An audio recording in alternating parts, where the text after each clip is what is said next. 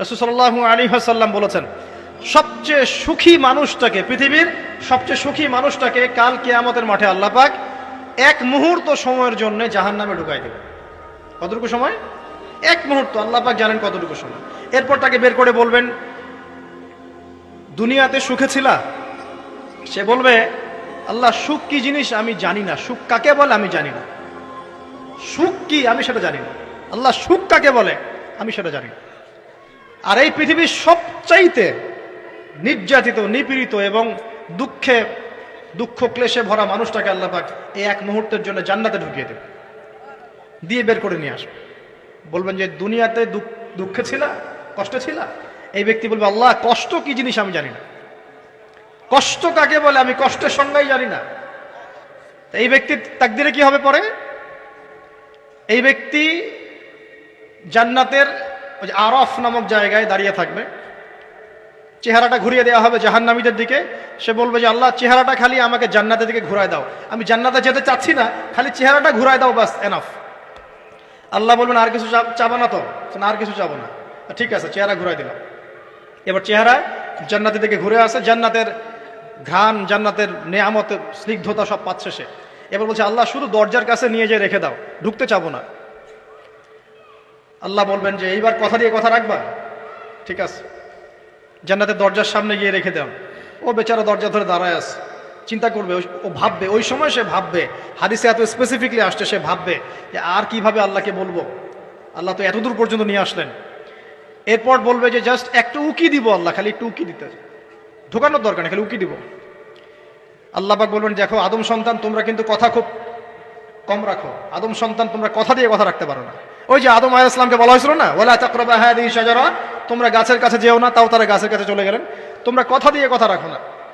এবার উকি দিয়ে সে বলবে, আল্লাহ এতদূর যখন নিয়ে আসছো, আল্লাহ আমাকে আর এখান থেকে দূরে ঠেলে দিও না, আমাকে ঢুকাই দাও আল্লাহ জান্নাতের মধ্যে।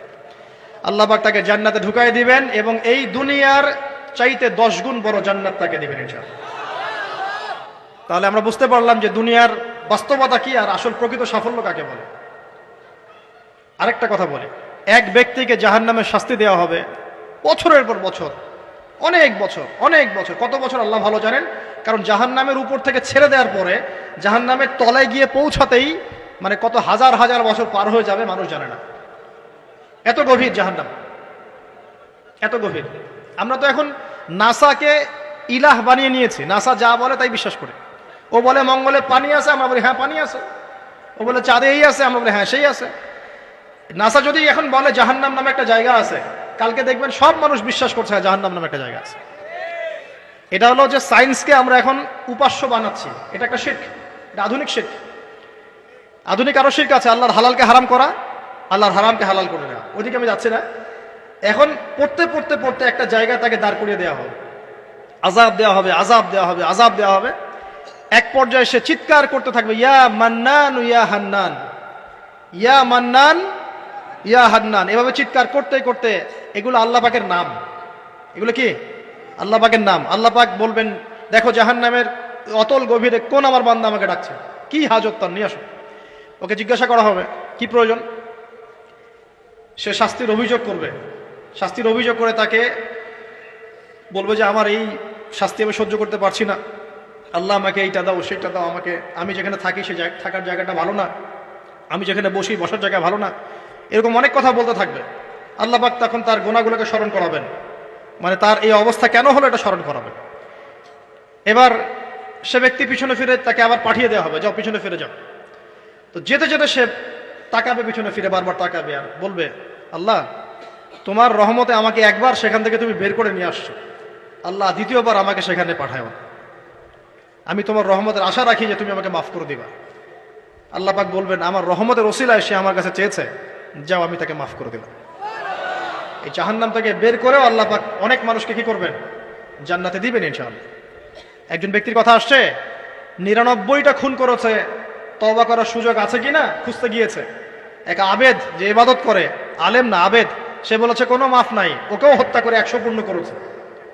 পরে অন্য এক আলেমের কাছে গিয়ে তওবা করেছে। আল্লাহ পাক তার জান কবজের সময় ফেরেশতাদের দূরত্বকে পরিমাপ করে এই ওসিলায় আল্লাহ রাব্বুল আলামিন তাকে মাফ করে দিলেন।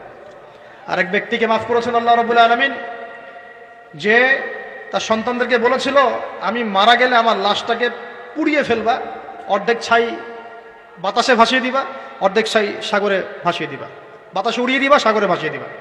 আল্লাহ পাক ছাই জড়ো করেছেন, করে বলেছেন কেন করেছো এই কাজ?